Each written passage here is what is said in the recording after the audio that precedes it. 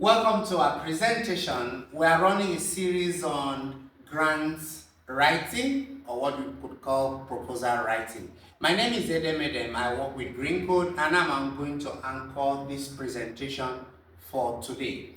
Before we talk about proposal writing, it is also very pertinent for you to understand what you need to do and what you need to put in place before you go into proposal writing. So, join me on this journey. The objective of this clinic, we're going to run a series, okay? So this is just the first part of the series on proposal writing clinic. So the first is objectives. So we're going to look at, introduce colleagues in the NGO sector to the concept of resource mobilization through grant writing. And it is expected that for us to achieve this objective, it is expected that at the end of the clinic series, both GREENCODE colleagues, my colleagues, and colleagues in the NGO sector should be able to understand the usefulness of grant writing in resource mobilization. The second objective of this presentation is to build the capacity of NGO colleagues in proposal development. If you are working in the NGO sector and you cannot develop a concept note, you cannot develop proposal, then you don't have anything to do in the NGO sector. So that is it, and that is the reason why we are doing this. So it is expected that at the end of this presentation, our colleagues that will participate in the first day to the last day of this clinic, which we are running from 28th of October to 28th of December. We should be able to write a concept note, write a full proposal, and also learn how to draft a project title and project objectives that aligns with donors' requirement. We're starting small, but growing big is very necessary. So in the clinic, like I said, we're running a series starting from 28th of October to 28th of December. So we'll be looking at before grant writing, which is the main presentation for today. We're looking at concept of resource mobilization. We'll also be looking at understanding project life cycle, and then we'll look at the concept of grants and proposal writing. Thereafter, we'll go into technical sessions with all the participants. So looking at how do we draft a project title, drafting a project goals, drafting a project objective, drafting expected outcome, and drafting outputs and indicators. We'll also be taking people through lessons on how to draft a meal plan, a work plan, and a budget. Then at the end of the series, we'll crown it up with participants being able to develop what I call grant worksheet. Now, what we are going to be presenting in this clinic is free. Okay, you can, if you either you participate virtually, physically, or you watch it online when we upload the presentation. But if you look around, there are other people doing this for 3 days, and if you are there in person, you can pay $700.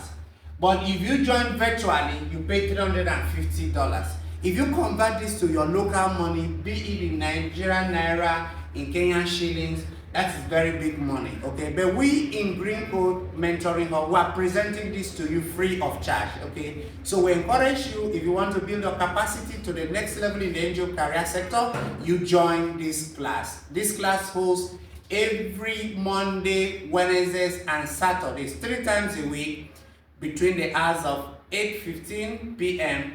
to 9:45. So, like I said, we are running a series. This is the schedule for our classes. So on Monday, when we start week 1, we'll be looking at before grant writing, which is the main presentation for today. And then on Wednesday, we'll look at concept of resource mobilization. On Saturday, we'll be looking at understanding project life cycle. Then on week 2, we'll be looking at concepts of grants and proposal writing. And then we go on Wednesday of second week, we go into technical session. In technical session, we'll be teaching people how to draft a project title, and then we'll give them assignment. On Saturday, everyone will present their assignment, we review it, and we are going to adopt peer review mechanism. In peer review mechanism, all the class participants will submit and we all jointly critique and then we correct, so you learn from your peers. So that's what we are going to do. On week 3, we go into continue our technical session on drafting project goals and objectives. We'll end up with class assignment. We come on Wednesday, we review what people have presented, what people have worked on Monday, Tuesday, and then we do the same peer review mechanism. We go into another technical session on Saturday. This is how we'll run till the end of December, okay? Now, in my teaching to young persons or colleagues, I talk about positioning and getting prepared in life. If you are prepared and you position yourself in life, things will get to you, okay? If you look at this, if you go to a fire station, you see that there are always fire truck there.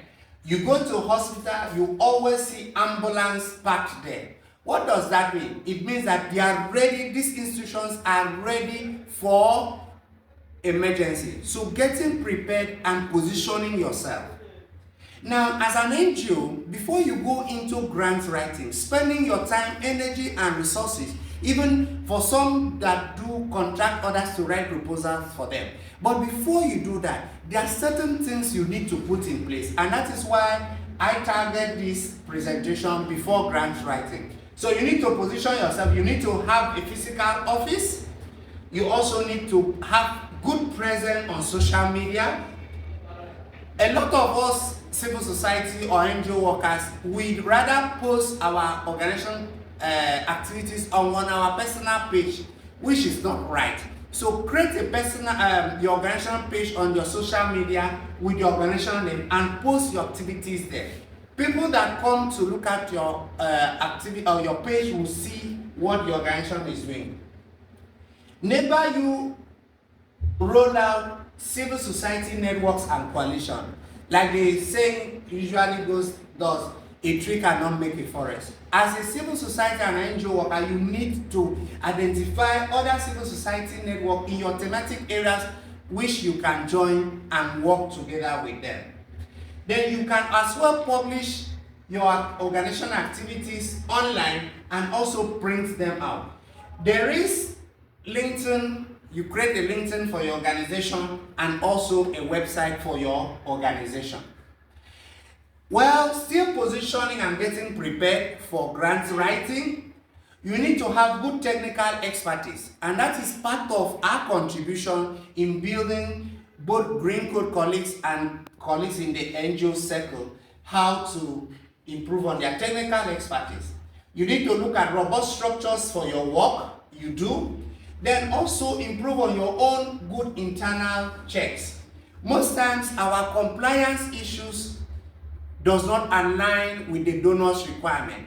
So you need to look at your compliance issues, you look at safeguarding. Now the big thing within the civil society and the donor environment is they talk big on safeguarding. So as an organization, before you go into grant writing, you need to look at safeguarding. You need to have a policy on safeguarding. You need to put it into practice. Community-based approach in the implementation. This is very key. You exist for the people that you are targeting or you are programming for. So you must be able to have a very good community-based approach in your implementation. If it is possible, you can also develop what we call community engagement policies or SOPs that helps. That will be an institutional document. When people come into your organization newly, they can lay hands on those SOPs, community engagement SOPs, and then it will guide them on how programs, activities are initiated at the community level, implemented, feedbacks are collected, and then how activities are closer at the community level. So that will also help you. Robust local partnership and networking approach. I've talked about this before, but you should also need to identify other local partners within the NGO sector, within the private sector, and within the local government. For instance, in GREENCODE, we work on nutrition project. We cannot implement a successful nutrition project without partnering with the local government of intervention. In the local government of intervention, we have what we call LGA's nutrition focal point. And then at the state level, we have the state nutrition officer. So you need to partner with them. Then you also need to have good relationship with regular engagement with donor in country. You can have this engagement with donors in country and out country. Now, outside the country and both in country, if you have good relationship with them, they might put you in their list. When they are sending calls for proposals, calls for concept note, they will also email to you, and then you get. So, but without having that, you might not necessarily be in touch with them. You must be able to build this donor trust. People should see that, donors should be able to see that when they give their money to you, when they entrust you with their fund, you can actually implement, you will not run away with their money. Then you also need to build on your organization visibility. I talked about that using the social media, using social civil society network. And then you also need to improve on your board and management structure. So looking at that, as an organization, you also need to do what we call organizational capacity assessment. Okay, organizational capacity assessment will enable you identify where your strength lies and your weaknesses as an organization.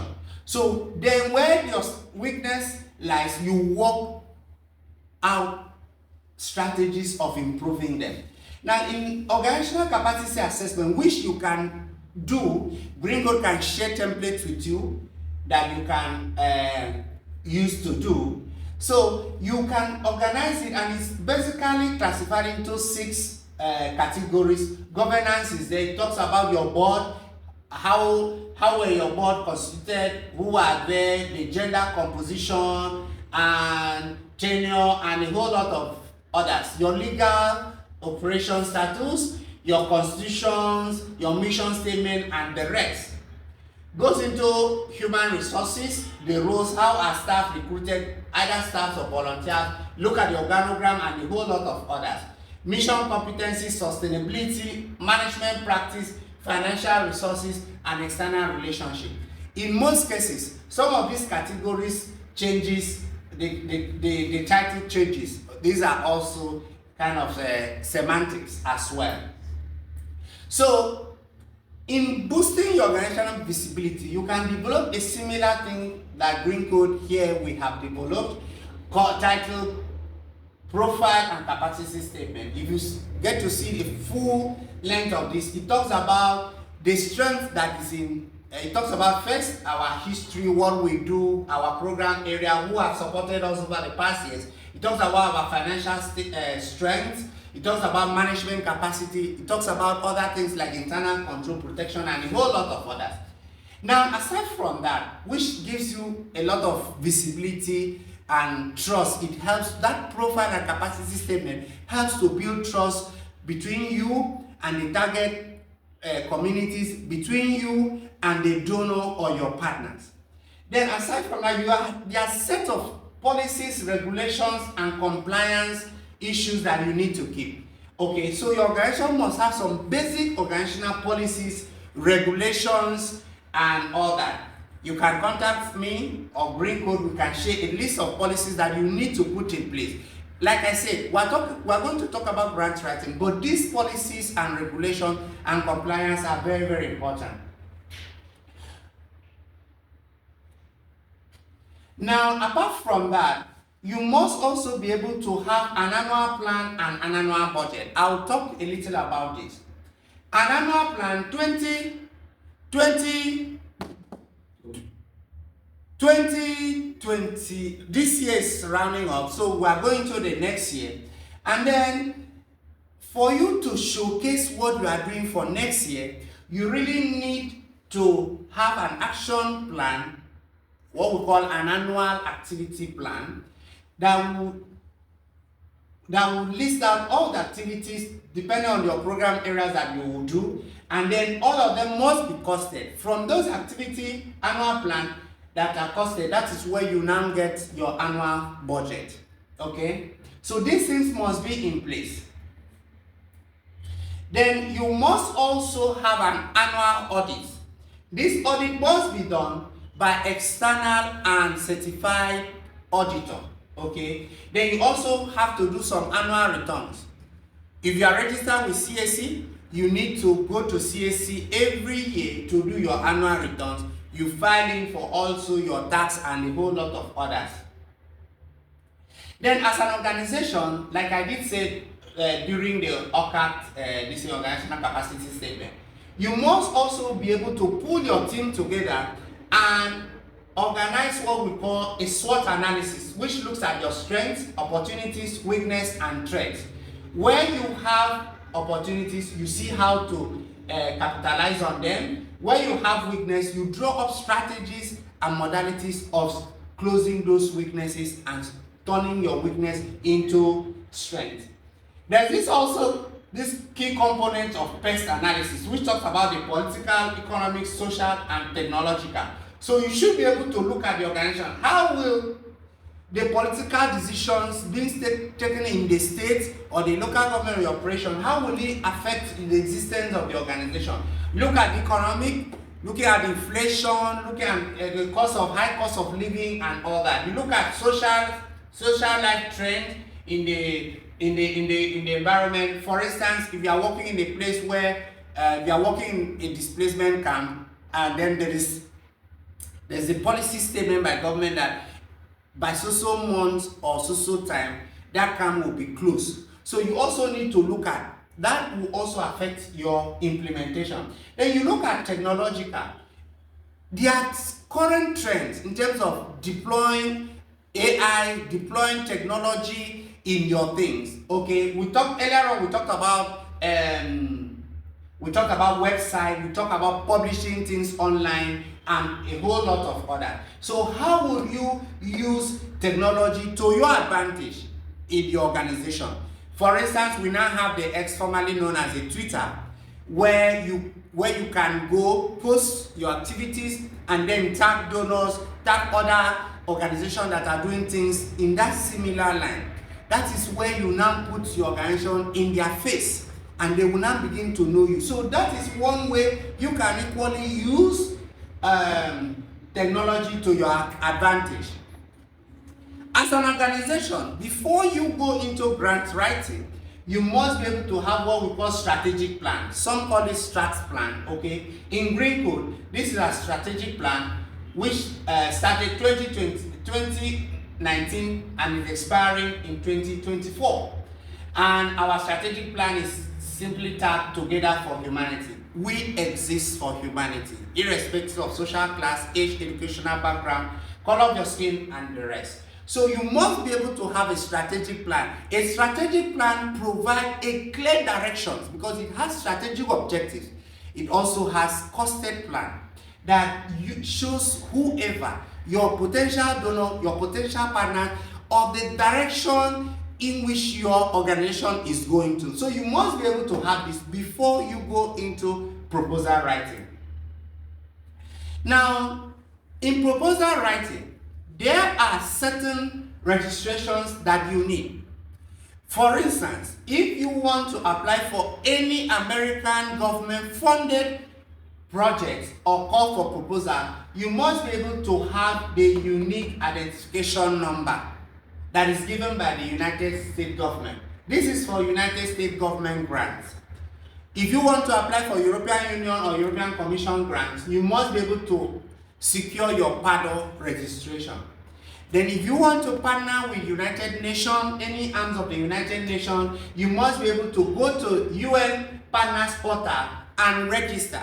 The reason why you have to register here is that most of the UN agencies, their calls are not seen outside. So it is published on their portal, the applications are done on the portal, and they are also submitted on the portal. So if you are targeting to write a UN agency proposal and then you are not on their portal, it will be a little bit challenging for you. So you need to do this. The International Office for Migration, IOM, so you also need to register as a vendor on their website. You also need to secure government registration. That is when your legal status will be confirmed. So if you want to have a national scope, you register with the federal government through Corporate Affairs Commission, or you register with any ministry in the state that aligns your activities align with theirs, or you can as well secure a local government. These are the 3 tiers of government we have, so you can secure any of them is government registration.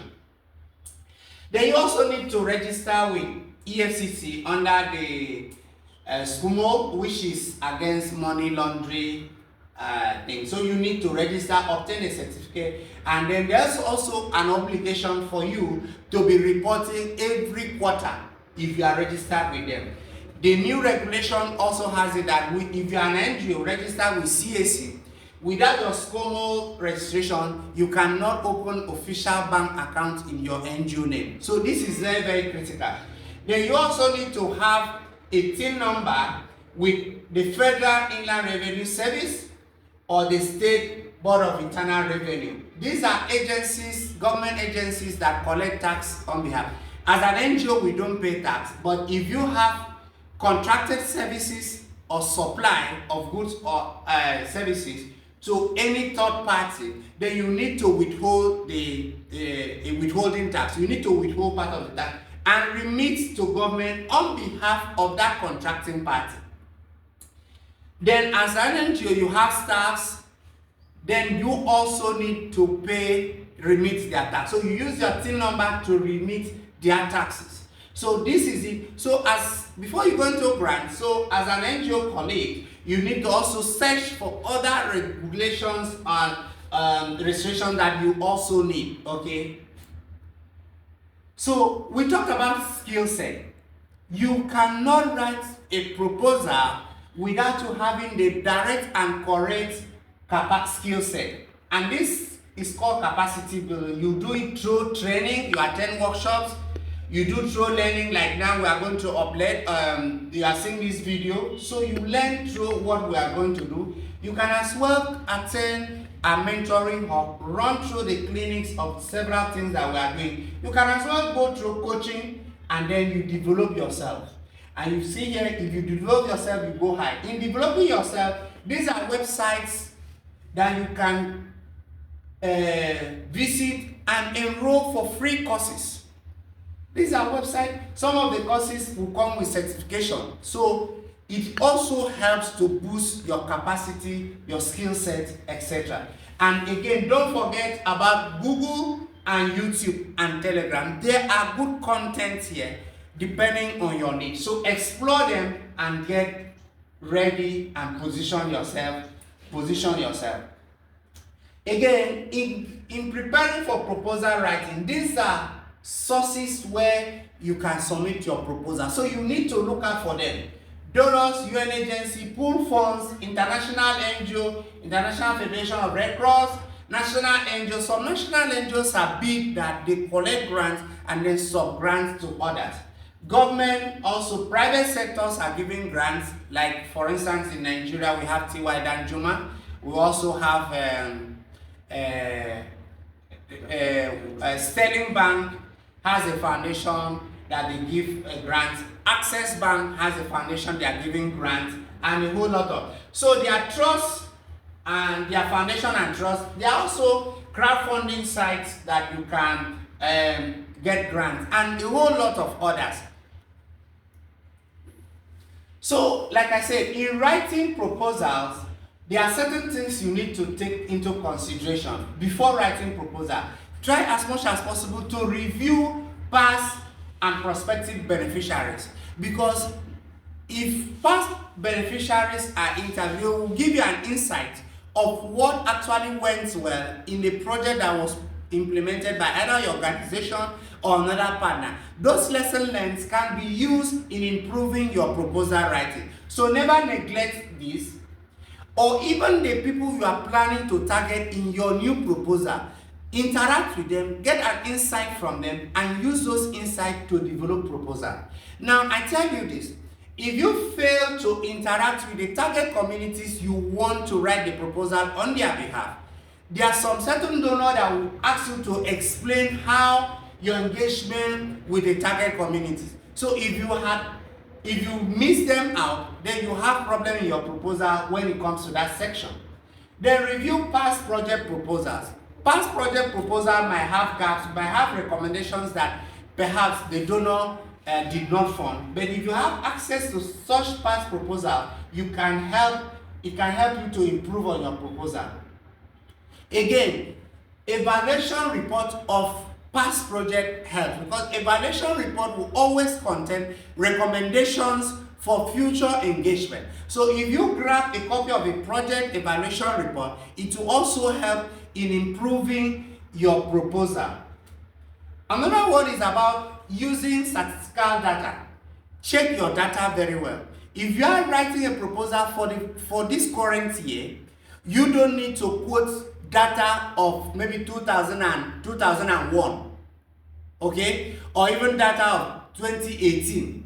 That is outdated data, so you don't need to. So you need to quote recent data. If possible, before you write a proposal, you can do a rapid need assessment so that you have the most recent data, which will also give the donor some level of confidence that you actually have a justification for the project you want to implement. Nothing stops you from consulting experts. I've talked about conducting surveys, so you can organize a rapid need assessment and hold community meetings to help you do this. So why GREENCODE? Why is GREENCODE telling you all these things that you need to put in place before proposal writing? It is because GREENCODE has a mentoring hub, which they are basically sharing their experience. And for me, I started GREENCODE, so I have learned through the ropes. So I have some level of experience that I need to share to other people. So that is why we are doing this. So that is why it is GREENCODE, and that is why it is them that is doing this. We have mobilized resources over the years. We started with our first grant with $2,000, and over the years we have grown our cash flow through different partners, as you have seen, and we have grown to this level. So these are some of our projects and our cash flow base. These are funds that we have been able to generate through grants as well as partnership. So I also really like to say this. Before you go into grant writing, the funds you will get from donor is not meant for you to throw party. And that is why I say, as NGOs, you delay gratification. You delay gratification. So the donor money is not for party. It's not for you to furnish or build new houses. It's not for you to buy new expensive cars. It's not for you to marry new women, more women or men, or send your children to school abroad, which is very expensive depending on the value of the currency, or go to collect chieftaincy title, or take a vacation abroad. Donor money is meant for the target community because you collected the money to solve problem. So in case you have any question, please contact us at this email, GREENCODE mentoring hub. The email is mentoringhub001@gmail.com, or you can reach out to me on my mobile phone number on WhatsApp alone, okay, at +234 803 7114 770. I take the number again. You can reach out to me via WhatsApp on +234 803 7114 770. See you in our next class. Our next class will be on the concept of resource mobilization. Thank you and God bless you.